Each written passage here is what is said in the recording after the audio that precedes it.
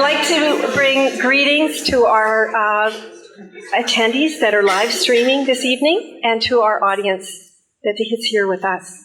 I'm Dr. Barb Astle, and I'm a professor in the School of Nursing, and I am co-chairing this conference with Dr. Dave Clements, who's a professor in the Faculty of Natural and Applied Sciences. I would like to introduce Patti Switametelót, our University CM, who is from Trinity Western University here, and she will do our opening. Astle til Switametelót. Patlitsia telsqui, Latitsaqui to Chiam, Equesamith to Swaltamuk Stala. Welcome you to the beautiful, traditional, ancestral, unceded territory of the Stalo people. I am Stalo. I'm from Chiam First Nation, which is one of the 24 communities within the Stalo territory. Acknowledging and lifting up my hands to the Kwantlen and Katzie people for their faithful stewardship of this territory since time immemorial. So thankful for the leadership of this conference to acknowledge the importance of having a traditional welcome. And so today I want to welcome you to the territory with a prayer song, a song that I will sing in Halkamelam, the traditional language of the Stalo people. And it's a song acknowledging that God is our creator, that God is the one that gifted this territory to us as a gift, our responsibility to love God and to love the land. I'm going to invite you to stand with me and have a posture of prayer as we open tonight.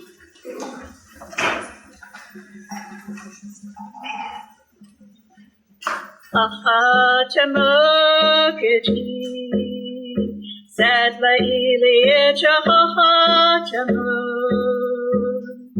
Ite Chichosiam, Ahateshvalita, Chicham, Siam, Ahatamukati, Sadla Ilicha Ahatamuk, Ichal Chichal Siam, Ahateshvalita, Chichal Siam. This is holy ground. We're standing on holy ground. For the Lord is present, and where He is holy. This is holy ground. We're standing on holy ground. For the Lord is present, and where He is holy.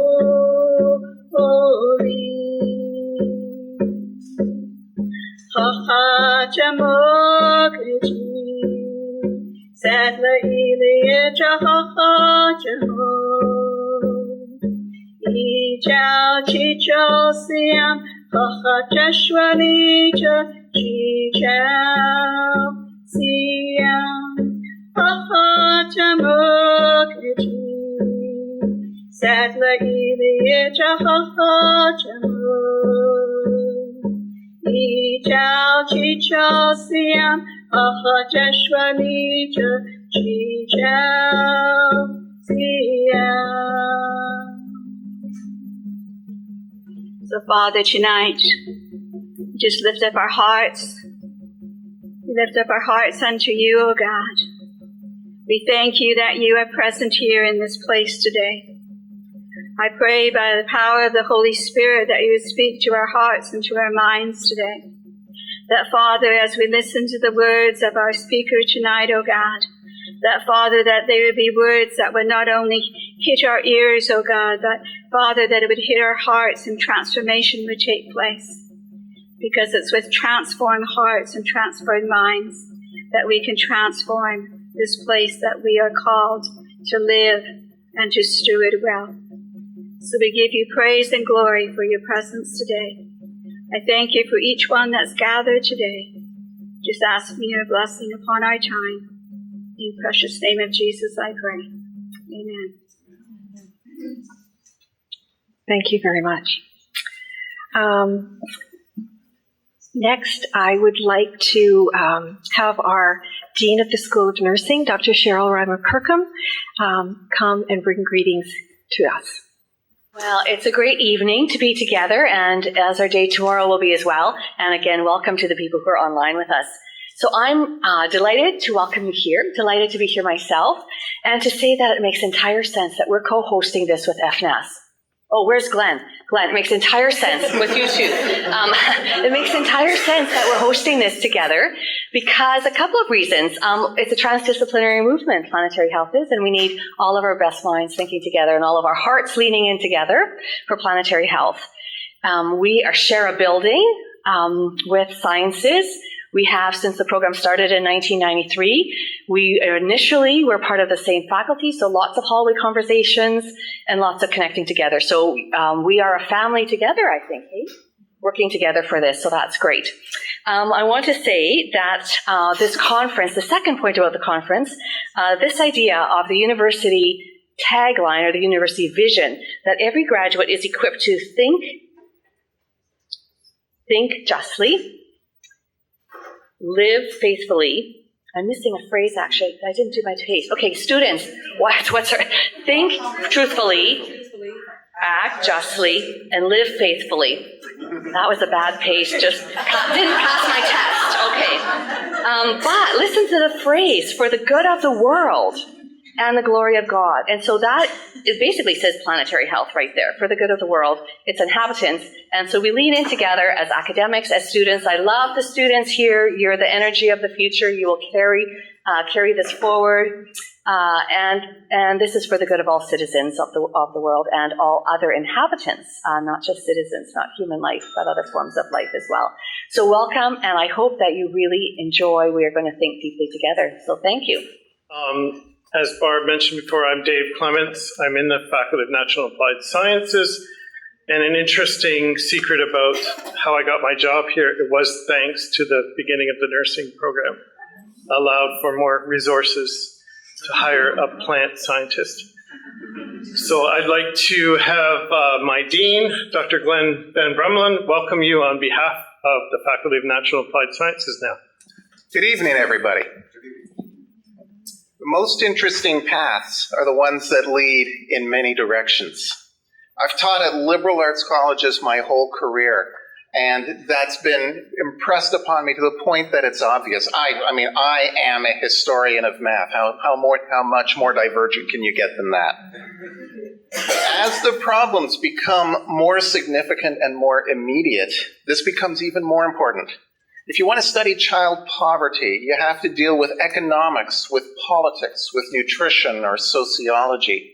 If you want to study art therapy, you need to go into psychology, media studies, neurosciences, and biology. So when you're in issues of health, which these two subjects both connect with, these questions take on an urgent tone, and we must address them in an interdisciplinary way. Whoops, right now. I think you forgot something. So more than ever, we need to recognize that God's creation and humans and our cultures are multifaceted and intertwined, which is why this conference is so important. We're dealing with these issues of climate change, biodiversity, pollution. These are all entangled with all of these things, with God's creation, with our cultures, with who we are. And we need to solve them. We need to have diverse approaches. Now, as the Dean of Science, I'm here to tell you that science can help, but we can't solve all the problems ourselves. In fact, there's a good case to be made that science is partly to blame for the situations that we are in and trying to solve right now. So we need to join with other perspectives. We need to join with our Indigenous brothers and sisters, with spiritual and ethical understandings, to join with each other across the gaps to really be able to address this. And here we are doing just that. So let's step forward together and help to heal our broken planet. Now, I need to put in an extra little advertisement for where some of the funding came for this work. We in FNAS were fortunate to receive an institutional grant called Supporting Structures, which was put together by, I always get the I wrong. This is Science and Christianity in Oxford. Okay, and this organization was funded with a large grant from the Templeton organization, and also our grant was partly funded by the Murdoch Charitable Trust. So our great thanks to them. Some of that funding has made this event possible today. So our greatest thanks to all of the people who made this happen who aren't in this room right now. So on behalf of the Faculty of Natural and Applied Sciences, welcome. Thank you very much for that opening. I also think it's important that we acknowledge other sponsors as well. Trinity Western University, the School of Nursing. We've mentioned the Faculty of Natural and Applied Sciences, the Canadian Scientific and Christian Affiliation, Pacific Northwest Health Equity Network, and you've just talked about the Scholarship in Christianity in Oxford. We're so grateful for those that have supported us.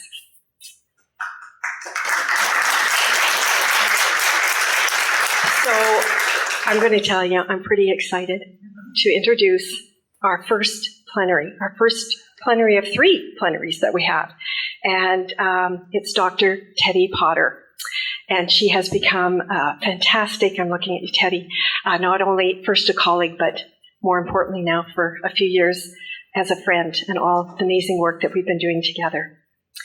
Dr. Potter is deeply committed to climate change and planetary health education, including membership in the Alliance of Nurses for Healthy Environments and membership on the American Academy of Nursing Environment and the Public Health Expert Panel. She is a member of the Coordinating Committee of Columbia's University Global Consortium on Climate and Health Education and a fellow in the Institute on Environment at the University of Minnesota, where she's located. She chairs Clinicians for Planetary Health and is a member of the steering committee of the Planetary Health Alliance. She currently serves on the National Academy of Medicine's Action Collaborative on Decarbonizing the U.S. Health Sector. Wow. The Health and Medicine Division of the National Academies and the newly launched Climate Crossroads Committee of the National Academies of Science, Engineering, and Medicine. Dr. Potter is the inaugural director of the Center for Planetary Health and Environmental Justice at the School of Nursing, University of Minnesota. It just gives me such pleasure to have you here on stolen territory and to speak to us today about something that you're so passionate about, as many are in this room. Welcome. It's a Friday evening. You don't want to hear another talk. You don't want to hear a lecture. So it's going to be an evening of storytelling. To our beloved colleagues that are streaming in from wherever you might be, even though we can't see you or hear you, you are part of the circle. Wherever I go, I'm always watching the energy. So I want to tell you what others reflected here. As I got the tour from Dr. Astle, you are embedded in your land. The land surrounds you. It's not an afterthought. You weave your way with the land here in the waters. It's lovely. I like the art installation. That's beautiful. I love meeting your faculty who are full of energy, and certainly the welcome of your Siam was just very moving. And meeting your community today and your elders today was very, very important. But most important was the energy and liveliness of your students. You sparkle.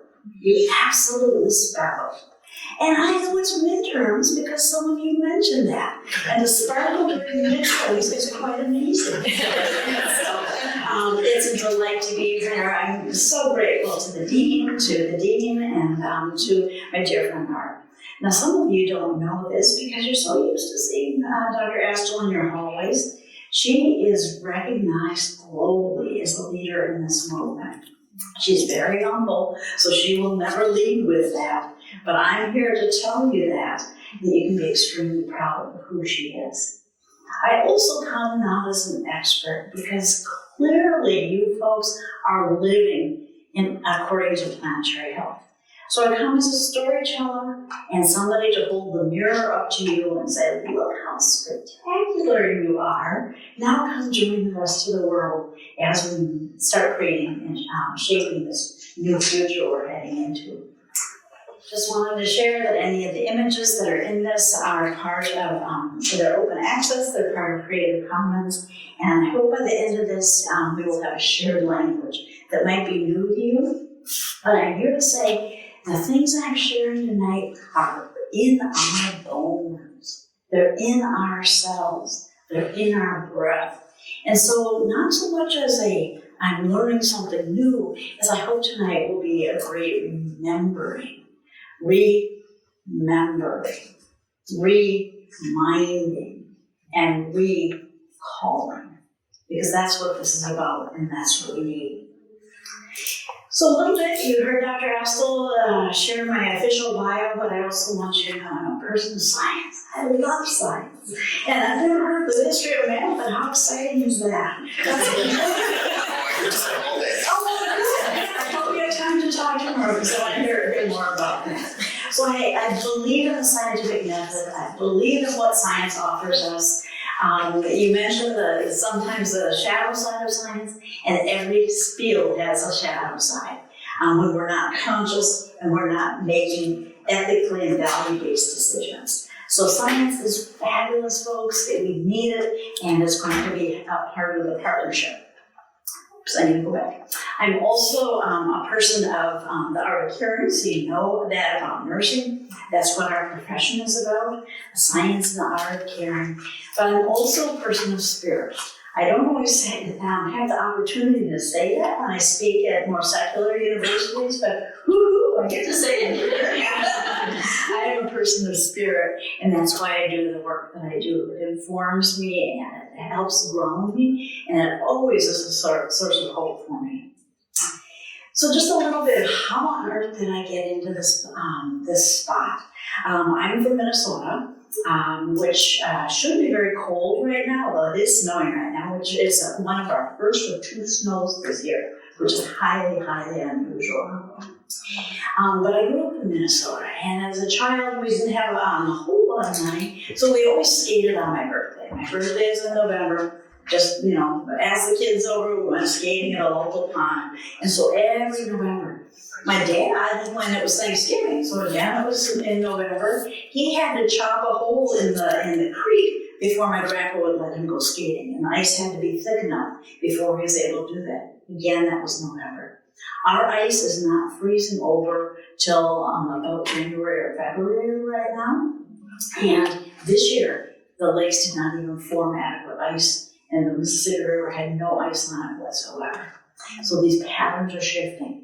Similarly in the robin, I don't know if you have robins here in Canada. They probably winter here, and they spend their summers here and summers in Minnesota. As a child, I remember riding home on the school bus, and it was cold. I mean, it was still cold, it was still March, and I had my forehead pressed against the window, looking for the first robin, because in our family, if you found the first robin, you were sort of like queen of the day or king of the day, because you go home and say, the robins are here, spring is here, that's wonderful. But in the late 1990s, early 2000s, I remember the years that the robins didn't go away. And something was wrong. Something was shifting and changing. And then finally, in my tradition, my ancestors are buried in southern Minnesota, and every Memorial Day weekend, we would drive down to southern Minnesota in a station wagon, and all of us kids were loaded in the back of the station wagon. Yes, no seatbelts, no anything. We were just in the back, kind of rocking around, but sandwiched in buckets of lilies of the valley and lilacs that we would decorate the graves with. And it was a very special time. We would tell stories and remember the ancestors and who they were. And there was this long line of continuity. And every time I smell a lilac or a lily of the valley, it's like, oh, that's a family smell. That's a heritage smell. That's the smell of my ancestors. And now the lilacs and the lilies of the valley, they bloom in late April, early May. My children will not have that memory. And so it was looking at what is happening. These were patterns for my entire life, and something was changing. So it brought me into this work. Now, you folks are not free of these issues as well. So last year, in May, you had these terrible, terrible heat episodes, very dry droughts all through northern Canada, which led to terrible, terrible fires. I'm not telling you anything new, but I'm just telling you, we were aware of that because your smoke came right over Minnesota. Your trees were burning, and our lungs were burning. Okay? It's that connected. Your carbon, your ancient tree carbon was entering our lungs. Something's not right. And I love this quote by Dr. Martin Luther King Jr. We're all caught in an inescapable network of mutuality, tied into a single garment of destiny. Whatever affects one of us directly affects all indirectly. We are all in this together.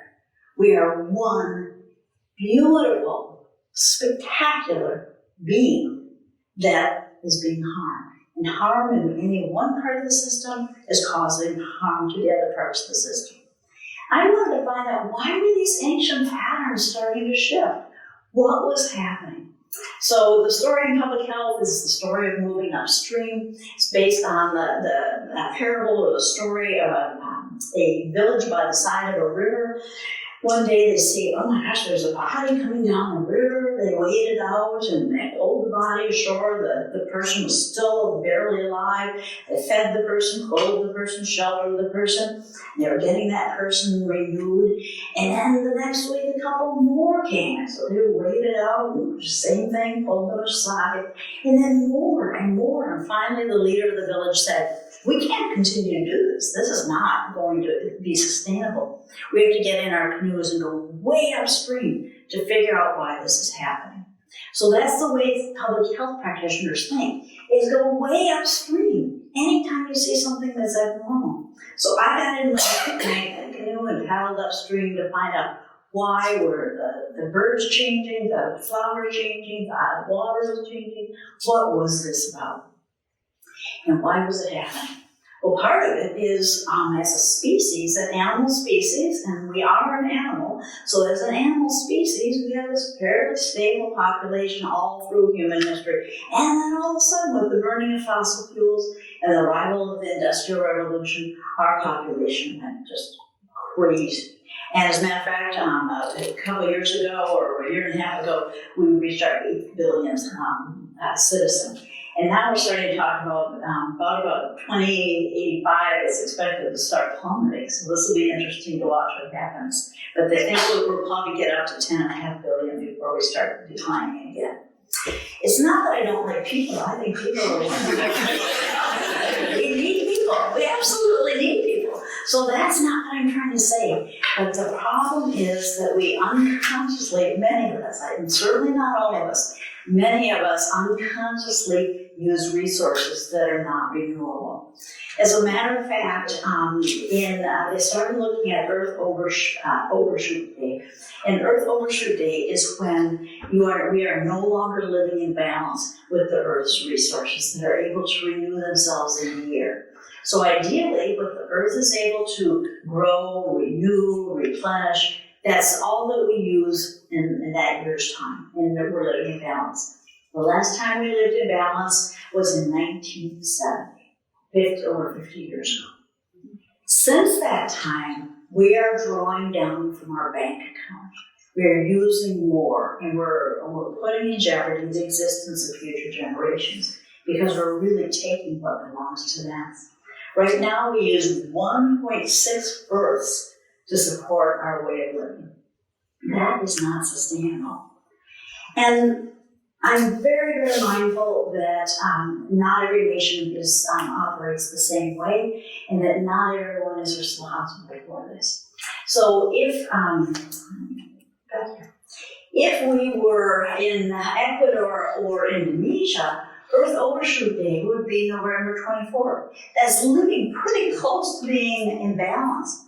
But Look at the United States, March 14th. If everybody lived like somebody from the United States, we would be using our resources in March 14th.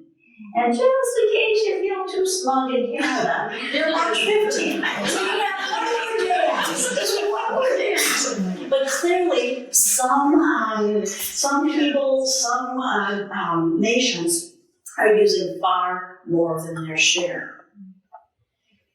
And this use and disregard for the planet is leading to many human behaviors. We're clearing our forests at an alarming rate. Our biodiversity is being lost at 1,000 times the normal pattern. So yes, it is normal for extinction to occur. That has happened since the beginning of life on this planet. But our extinction rate is 1,000 times normal right now. So we're losing all sorts of beings that are integral to this entire system, not let alone just the beauty of their spirits. Oceans acidifying, lands becoming desert, soil, air, and water pollution, rivers are drying up. There's these extreme weather events that are unpredictable. We used to have extreme weather events, but we knew that they happened every 7 years. We knew that it was going to be an El Nino year and we would say this, or an El Nino year and it would be that. There were these patterns, and now there are not patterns. Who would expect a jungle to burn, like in Maui? Who would expect deserts to flood, like in Southern California? These are abnormal patterns that we're experiencing right now. Temperatures are increasing and sea levels are rising. In Stockholm, at the University of Stockholm, there's the Stockholm Resilience Center, and they have figured out there are 9 planetary boundaries that must not be exceeded for life to continue on this planet. In 2009, we had exceeded 3 of those boundaries.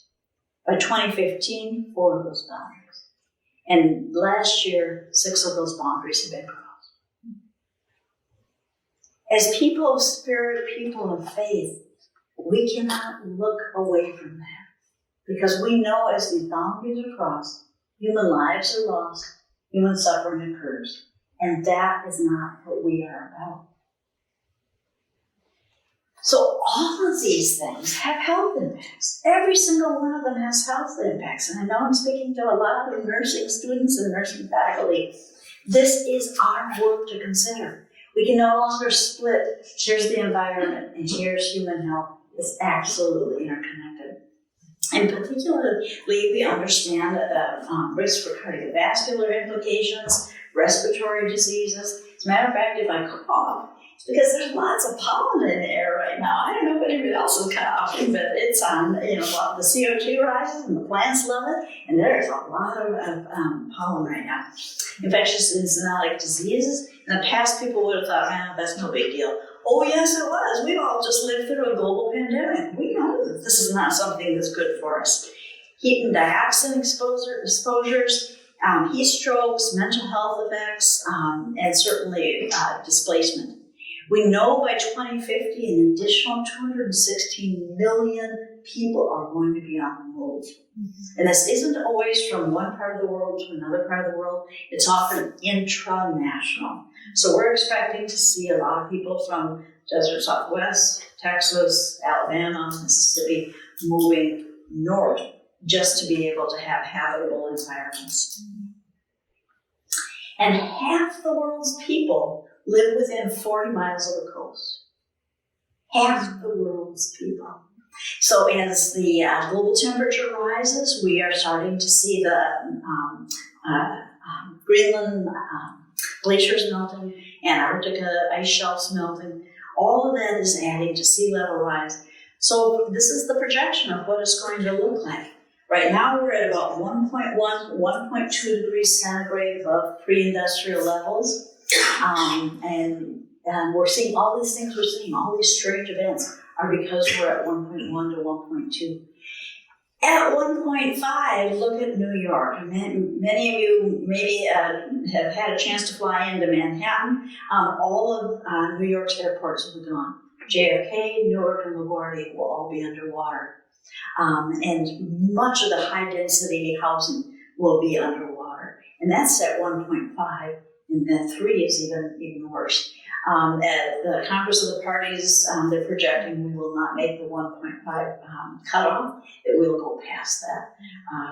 Probably not up to 4, but it's more likely to be about 2 to 3. Miami, don't buy any land in South Florida right now. It is going to be gone. It's going to be underwater. So let's bring this home for you. How about Vancouver?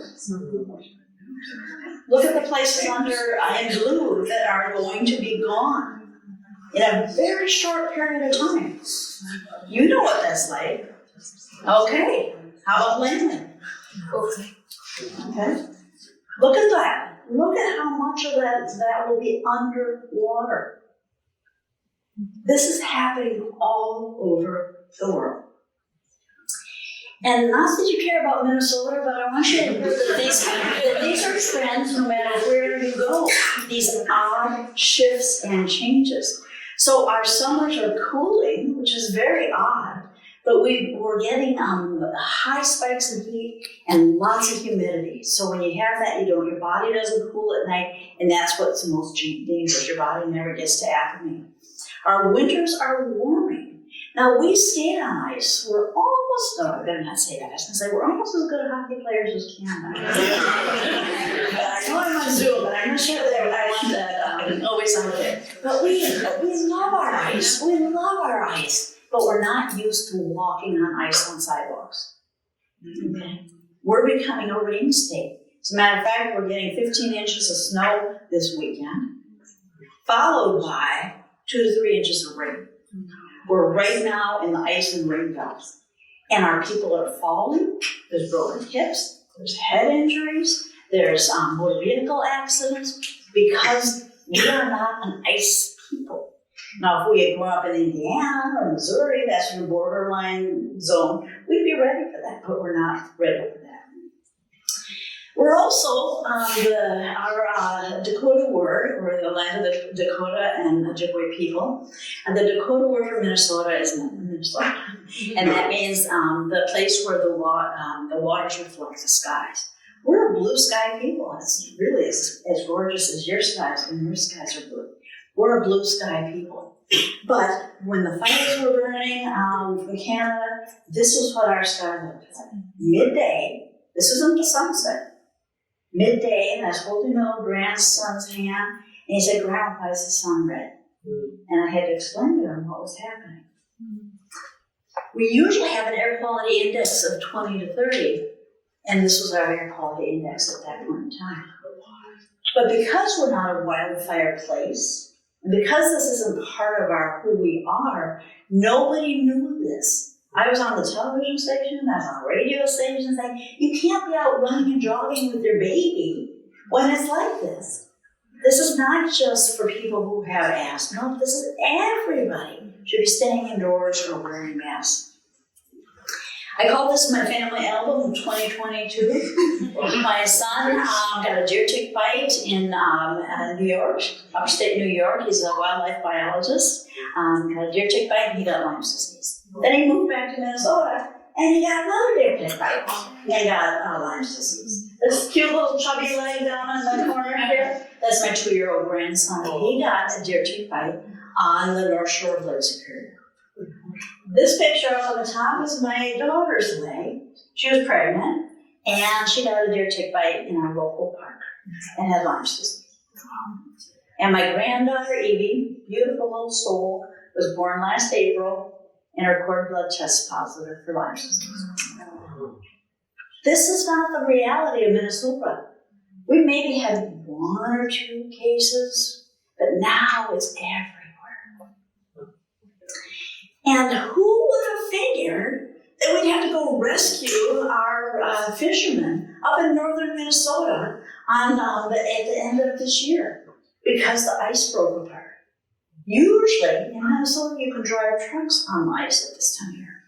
And people go out and stay in their ice fishing houses and have a whole culture of fishing on the ice. Not me, but they do have this culture.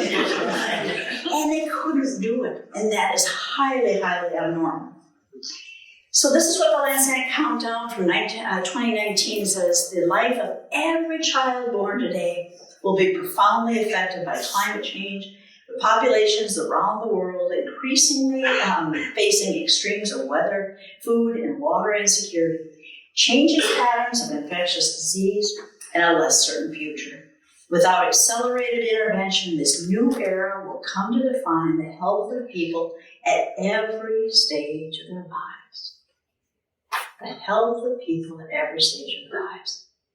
Therefore, nurses, physicians, dentists, pharmacists, if you're in this health field, this is going to be something that you need to be knowledgeable about. If we're not, we're going to be negligent. And not only is it the issue of climate change, but the United Nations calls it triple planetary crisis of climate change, pollution, and biodiversity loss. So we're just starting to learn more and more about nanoplastics. And there was a research study out of Columbia which they were able to use lasers to count how many little particles of plastic are in our plastic drinking bottles. And they found thousands and thousands and thousands of particles. And now our human blood tests positive for plastic, our lungs, our gut, feces, reproductive tissues, placenta, all test positive for plastics.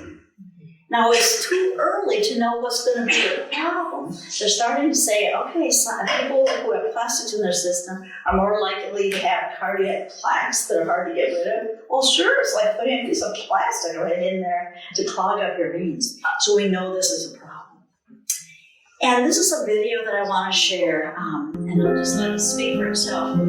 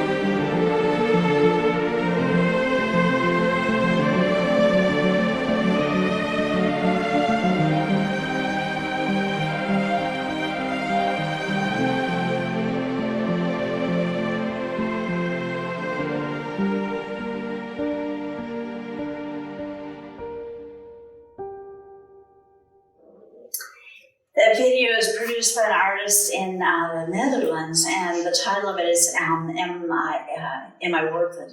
Or is this, because it was my surgery, I'm generating all this waste. And that's a question we all, especially in worlds like ours that have access to supplies, need to be asking.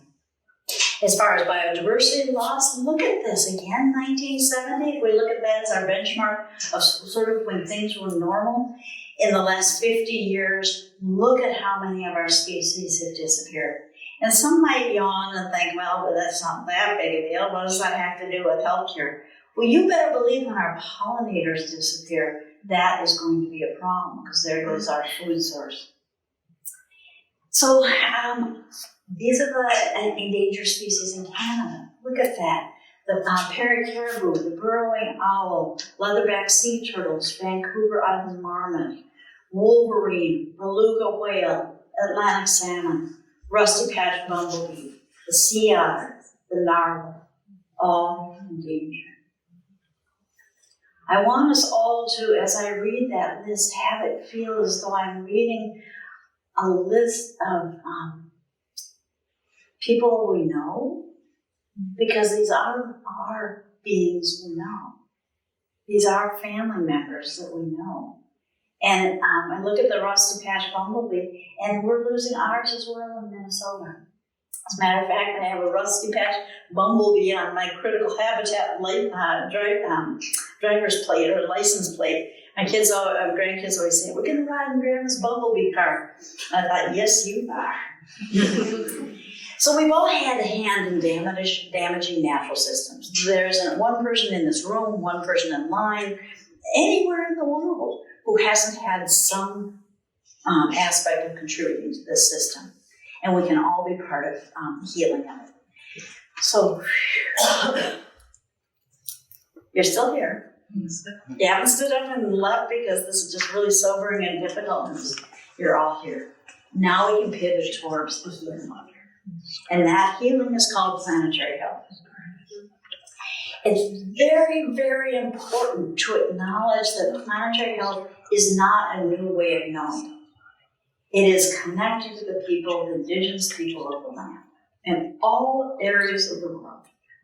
People of the land knew how to live in right relationships, knew how to not destroy the land, not to pollute the water, not to put things into the air. They knew how to do it. And we have to listen deeply to how do we restore that way of being. So planetary health is a solutions-oriented, which is really good. Instead of spending all our time studying the problems, we get busy studying the solutions. It's a transdisciplinary field, meaning one field doesn't have all the answers. We have to come together and pull this off. It's a social movement as well. How do we build momentum to change systems? And it focuses on analyzing and addressing. And so it's this social movement, looking at these disruptions that humans have caused. Transdisciplinarity is just lovely. It's not disciplinary. It's not multidisciplinary, where you all show up in the room together. It's not even interdisciplinary, where, okay, we agree to acknowledge each other's existence.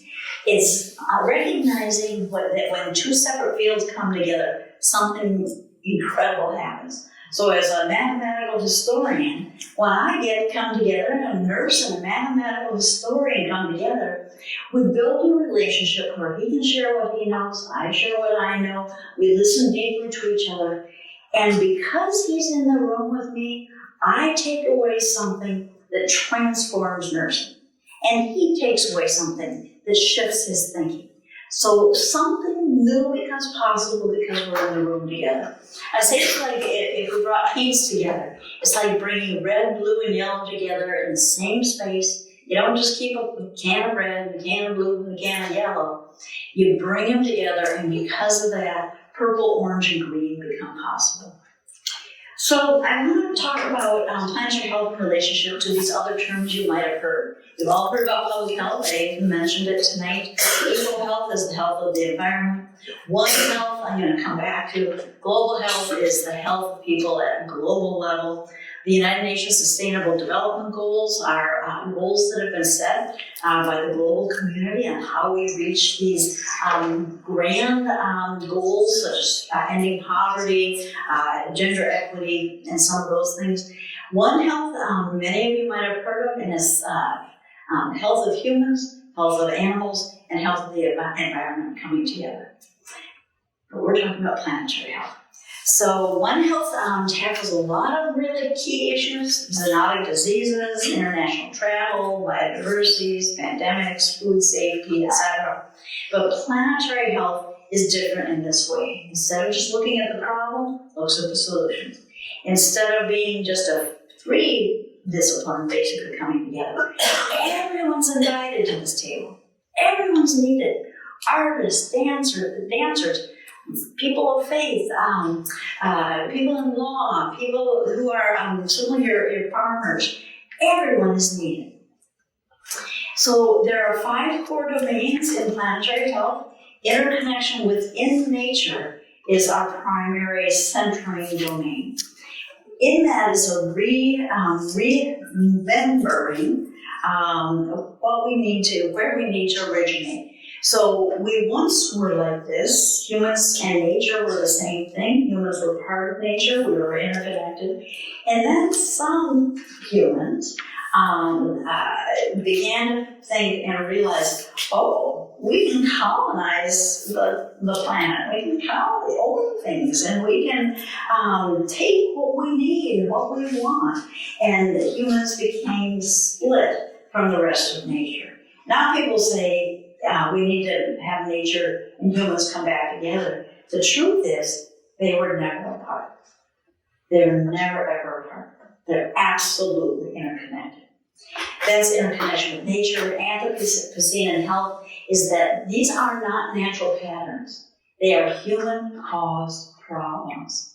Equity and social justice, any solution that we put forward has got to be grounded in respect for all people and must serve all people. It can't just work for some. Complexity thinking and systems thinking is a piece so I can't just solve a piece here and nursing and go, well, this looks like a good solution.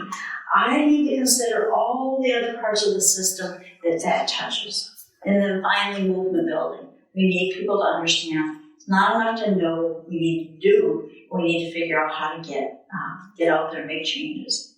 Again, I honor and recognize the knowledge of Indigenous peoples who represent a very small part of the globe, but have a huge amount of understanding of biodiversity and protection of biodiversity. And that is at the core of planetary health. Another core document for planetary health understanding is the Sao Paulo Declaration on Planetary Health, which says we need this fundamental shift on how we live on Earth. It's called the Great Transition. We're not going back, because what was bad caused the problems that we're in today. So we don't want to return to the way things were. We want to pull us all forward to a future that's going to work for all people, all beings on this planet. And that's called the Great Transition. It means that everything has to change. Every social structure has to change. Our economic models, our political models, our relationships with the rest of nature, our health sector systems, how we build cities, everything has to change.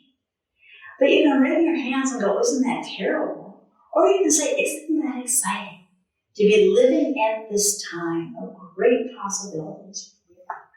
And this is what the global community calls the health sector to do, to develop and support major positive carbon neutral healthcare systems, and that transition occurs by 2040, to make sure that our health systems are resilient, that we focus on disease prevention and health promotion rather than just fixing the problem after it's already occurred, that we consider social and ecological determinants of health, we ensure green space for all people, clean soil, air, water, nutritious diets, and health care for all. That's what we're being called to do, to create our part of the Great Transition.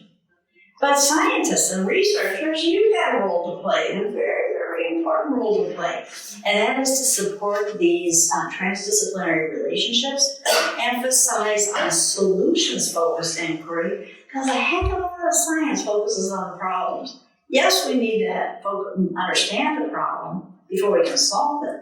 But I tell you, there's a lot of grants that go over and over and over. Well, here's more about the problem. Here's more about the problem. We don't have time for that. We have to start solving it. We need to make sure that all people are invited to participate in the generation of science and are included as real partners, and promoting open scientific principles and practices so that all people, all brilliance around the world, has a chance to participate. And then better communicate planetary health solutions to the public and to policymakers. So those are what you're called to do. There is a global movement, and Dr. Astle and Dr. Hamida Rogers, who you'll hear tomorrow, and myself will be speaking in Kuala Lumpur in just a couple weeks at the Global Planetary Health Alliance Conference. But if you haven't bought your plane ticket or you don't have time to go, don't worry, don't fret, because it's hybrid and you can attend virtually. For a very small amount of money, you can attend and hear some amazing talks about the solutions that are being positioned. I just wanted to share that in nursing, we are not taking this work lightly. We are going very, very strong on this. Dr. Astle, Dr. Highlander Rogers, and I, and others are working on with the International Council of Nursing to see that this is how we nurse around the world. All nurses founding our practice on principles of planetary health. We hope to inspire engineers to do this, farmers to do this, lawyers to do this. So, but nursing's the first. If you listen to your bones again, you might recall a time when if the lion was over the mountain, we wouldn't worry. But when the lion came over to this side of the mountain, the elders, the wise ones, the leaders of a clan would say, we have to pay attention to this. This is not good. But I'm here today to say the lion is in the village. We can't just say this is some people's job to take care of this lion. Every single one of us needs to show up big. Every single one of us needs to do our part. And no part is too small or unimportant. It's all part of this great unified system that we are honored to be part of. So you might be thinking, this feels too big. And we might feel as frail as a little spider web. But this is an Ethiopian proverb. When spider webs unite, they can tie up a line. Absolutely. When we can come together, we can roll up our sleeves. When scientists and nurses and farmers and lawyers can come together, we can tie up this line. There's no doubt in my mind. And that's the word of Grandma speaking.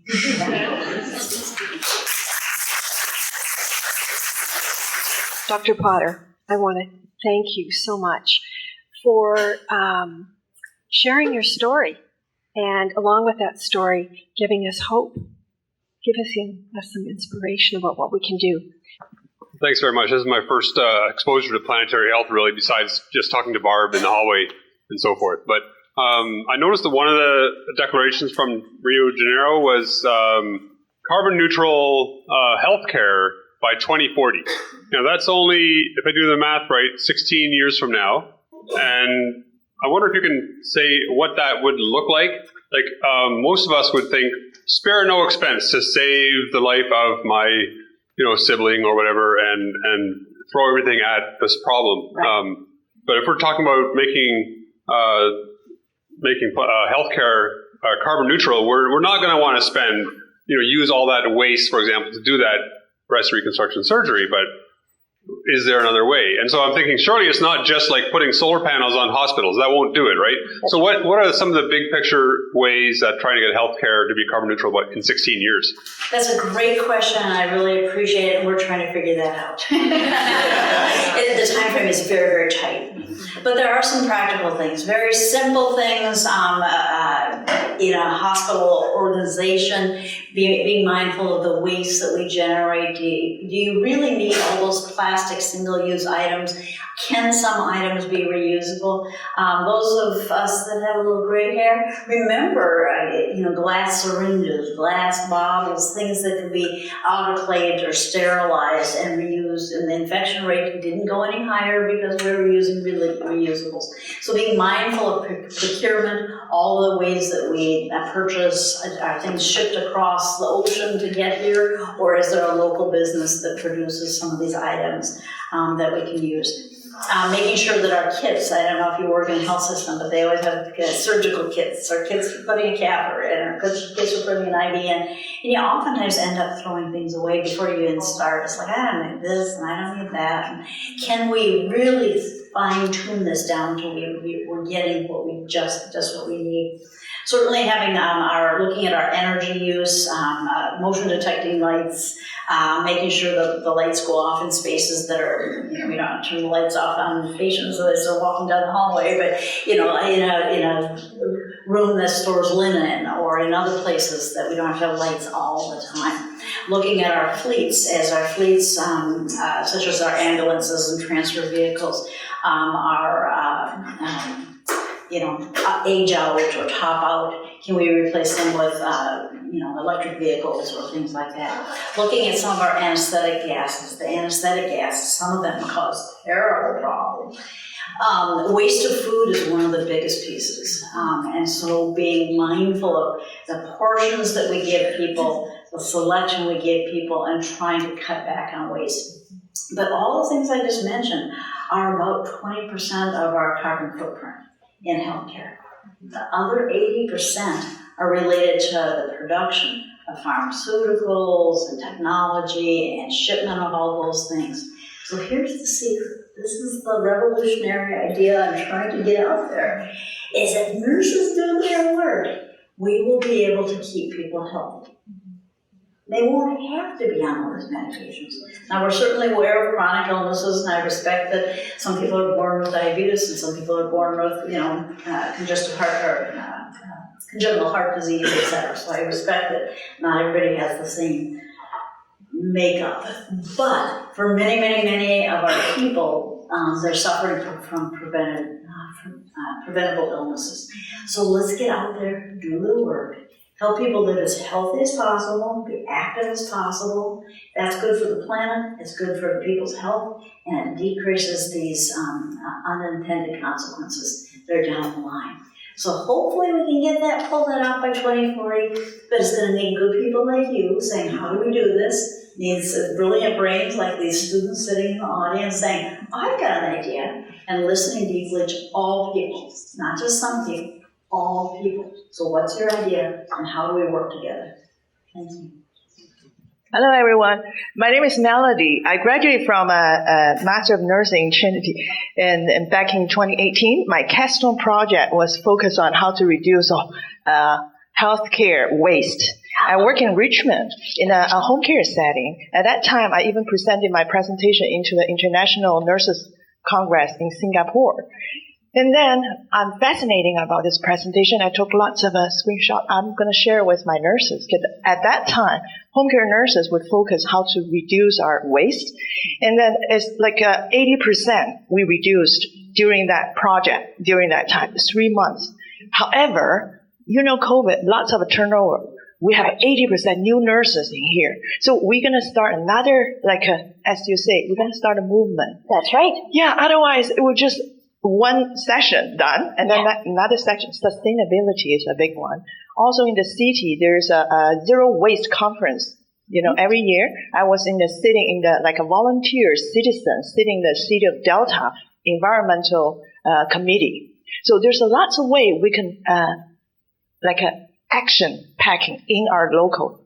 So thank you, Barb, and then Sheryl. My professor inspired me to look into this global health and the policy making things. I just want to share my. Well, I'm so excited to hear about your work. You guys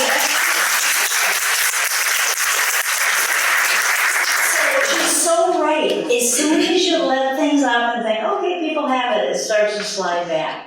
So it does have to be changed that gets institutionalized, gets into policies, but it's possible. You showed it's possible. 80% reduction is huge, and it doesn't take a lot of time. It takes information and that connecting that the health of the planet and the health of humans are interconnected. You cannot nurse and expect to see healthy people if you continue to harm the planet.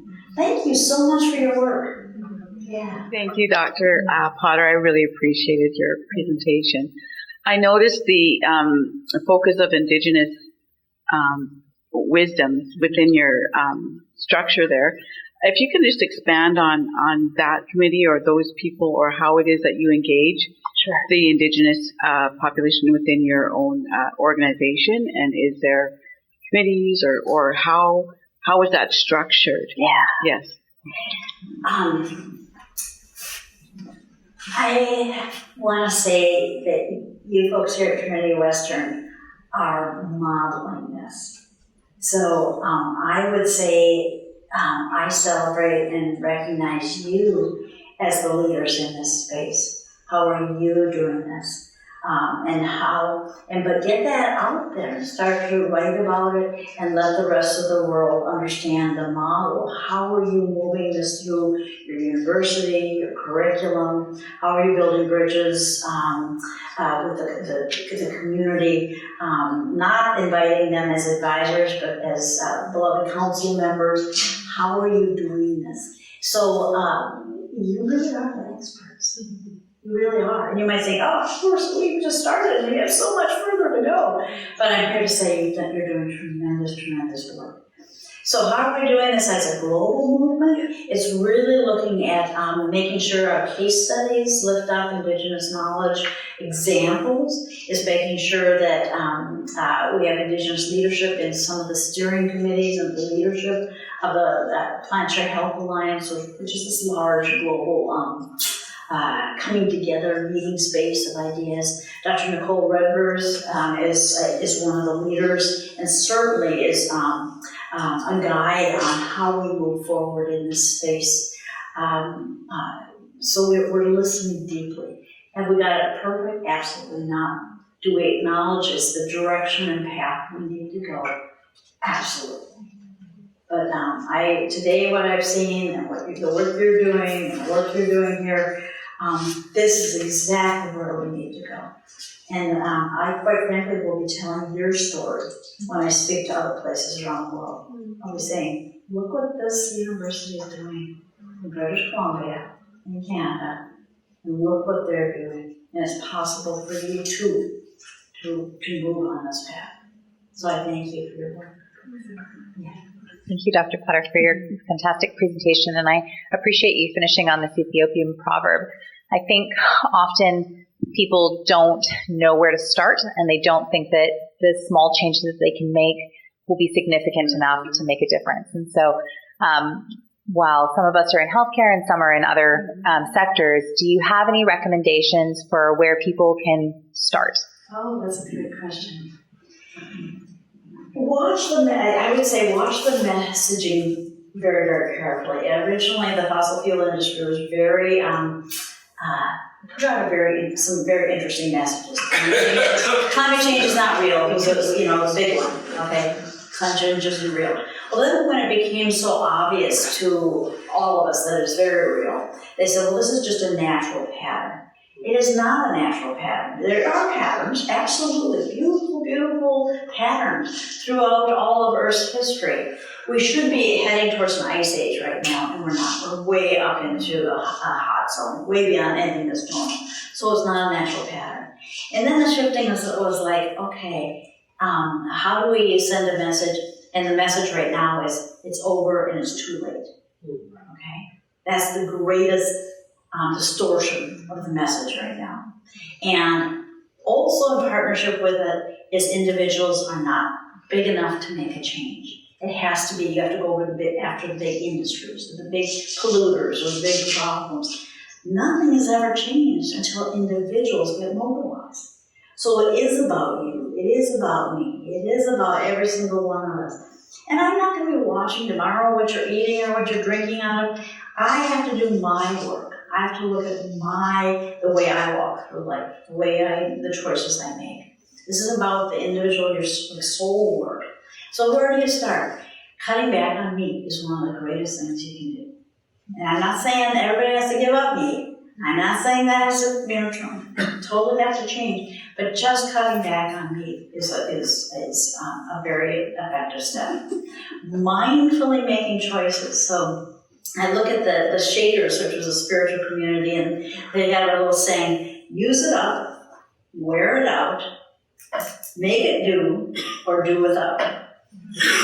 If we were ready to push the button on the Amazon order and we thought, use it up, wear it out, make it do without, we might go, oh, yeah.